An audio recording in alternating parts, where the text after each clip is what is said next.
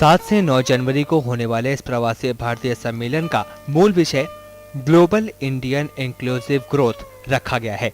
साथ ही solar energy investment and R&D और सोशल एंटरप्रेन्योरशिप वाटर पर 2 पूर्व सम्मेलन सेमिनारों का आयोजन भी किया जाएगा।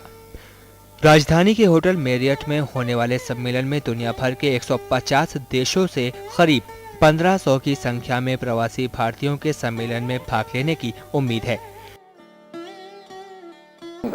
That we will give this identification of the overseas citizen India card. It's a lifelong visa.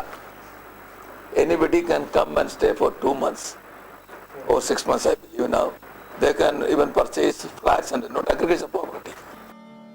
प्रवासी भारतीय दिवस को मनाने के लिए राजधानी जयपुर में देश विदेश के कई गणमान्य लोगों के इस सम्मेलन में शिरकत करने की संभावना है।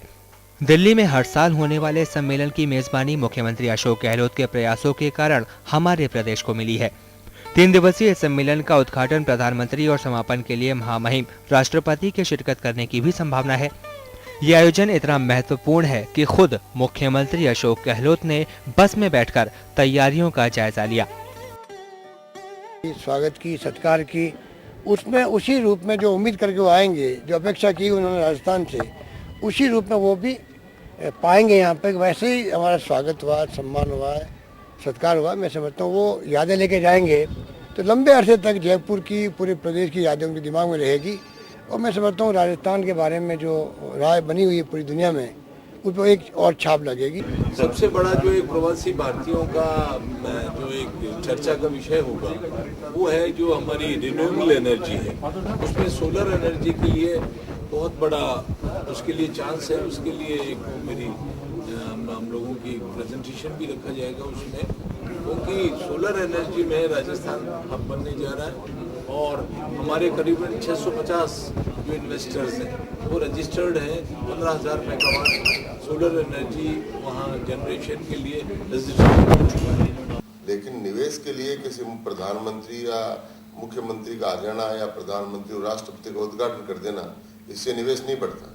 निवेश के लिए गुजरात की तरह से निवेश का मॉडल तैयार करना पड़ता है। वो मॉडल राजस्थान में नहीं है। तो हम चाहेंगे कि सरकार पहले अपना वो मॉडल बताए कि जिससे निवेश बढ़ेगा।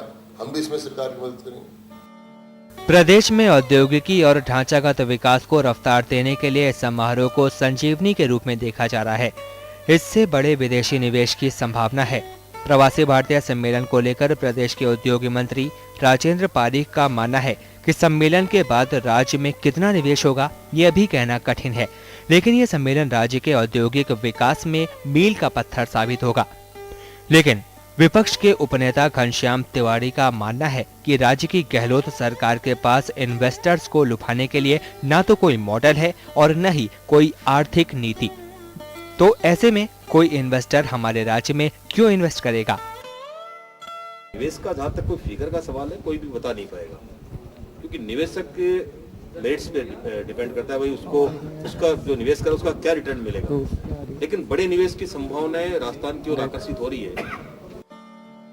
वहीं इस सम्मेलन के लिए राज्य को मिल रही मेजबानी को लेकर सम्मेलन की जिम्मेदारी संभाल रहे प्रदेश के उद्योग विभाग के प्रमुख शासन सचिव सुनील अरोड़ा भी मानते हैं कि इस सम्मेलन से राज्य को कितना फायदा मिलेगा या नहीं ये तो सम्मेलन के बाद ही पता चलेगा, मगर इससे राज्य की योजनाओं और सरकार की निवेश नीति की जानकारी विश्व पटल पर पहुंचेगी।